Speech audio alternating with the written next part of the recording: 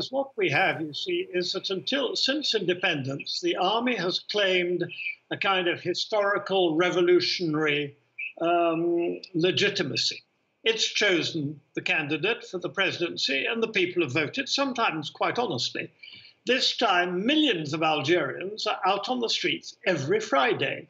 So ordinary people, and they're not just young ones, because you look at the crowds, there are plenty of older people as well. They are claiming their place. They are back on the stage from which they were ejected in 1962. So there is no way you are going to push them off that stage.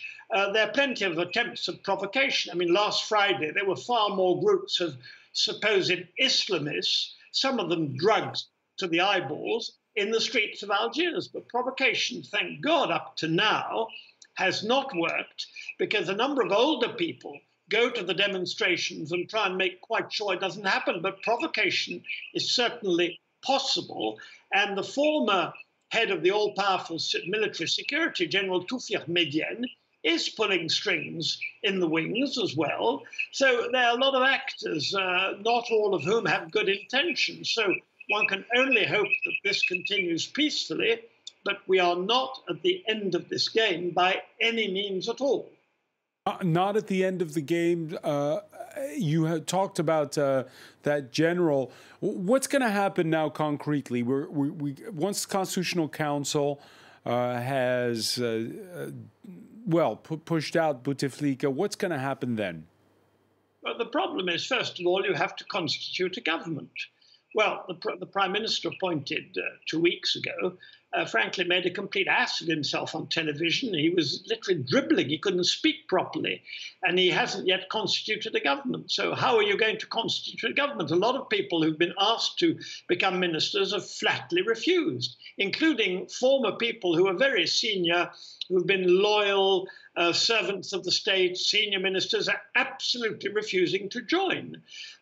So exactly where this goes, I think one has to say, keep watching this space, because the game is not over. And as I say, I do not think the young people of Algeria, but even the older ones, will be taken in. They've been, they've accepted their situation for too long. They want to move from being subjects to being citizens. All right, they want to move from being subjects to being citizens, but at some point, if you're going to try to have an orderly transition, you're going to need to deal with those that are still in power. Is there the sign, after more than a month of demonstrations, that the protesters are organizing themselves? No, the protesters are not organizing themselves, and it would be silly to think that groups like this could organize themselves as a party in the course of a few weeks. But I think the main thing is to keep protesting. As long as they keep protesting with funny banners and clever banners and having the police on their side, well, that's all for the good. But, I mean, this crisis could last. This situation of kind of standoff between two legitimacies could last for quite a while.